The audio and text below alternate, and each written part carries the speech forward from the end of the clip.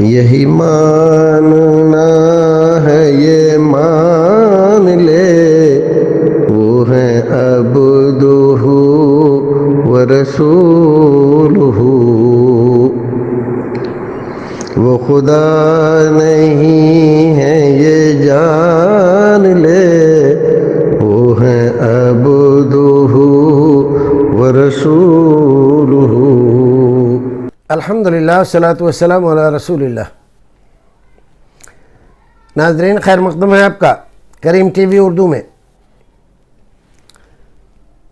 بلال اختر بھوپال سے سوال کرتے ہیں، ایک شخص یہ سوچ کر کہ تہجد میں وتر پڑھوں گا،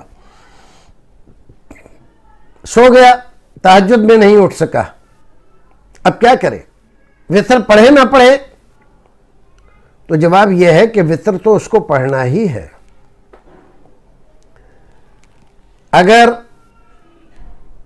وہ کبھی اٹھتا ہے کبھی نہیں اٹھتا ہے، اس کو اکثر ایسا ہو جاتا ہے، تو ایسے آدمی کو چاہیے کہ وہ وتر پڑھ کر ہی سو، رات کو پھر اٹھ جائے۔ تو جیسا کہ محدثین کرام نے بتلایا کہ ایک وتر پڑھ کے اپنی گزشتہ نماز کو طاق کر لے اور پھر تہجد پڑھے، آخر میں پھر 3 وتر یا 1 وتر پڑھ لے۔ تو اس طرح سے اس کو وتر پڑھ کر ہی سونا چاہیے۔ اور مان لیجئے کوئی آدمی سو گیا، اتفاق کی بات، آنکھ نہیں کھلی کسی بھی وجہ سے، تو وتر تو پڑھے گا۔ رسول اکرم صلی اللہ علیہ وسلم فرماتے ہیں، من نام عن الصلاۃ او نسیھا فلیصلیھا اذا ذکرھا۔ کوئی آدمی سو گیا نماز کے وقت، نماز نہیں پڑھ سکا، یا بھول گیا، کسی ایسے کام میں مشغول ہو گیا، نماز کا خیال ہی نہیں رہا، تو جس وقت خیال آئے، جس وقت نیند اس کی کھلے، اسی وقت وہ نماز پڑھ لے، یہی اس کا وقت ہے۔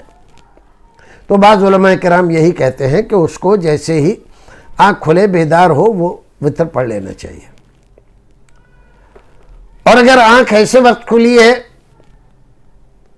کہ دن نکل آیا، تب دن میں پڑھے کہ نہ پڑھے؟ بعض لوگ کہتے ہیں دن میں نہیں پڑھے گا کیونکہ یہ نماز رات کی ہے، لیکن دوسرے علماء نے اسی حدیث جو ہم نے پڑھی کہ مناسبت سے کہتے ہیں نہیں، دن میں بھی پڑھ سکتا ہے، وہ رات کی نماز ہے، رات کو بھی پڑھ سکتا ہے، لیکن دن میں بھی پڑھ سکتا ہے، کیونکہ اب یہ اس کا حکم بدل گیا۔ اس لیے وتر اس کو پڑھنا ہے، جب موقع ملے اس کو اسی وقت پڑھ لینا چاہیے۔ السلام علیکم ورحمۃ اللہ وبرکاتہ۔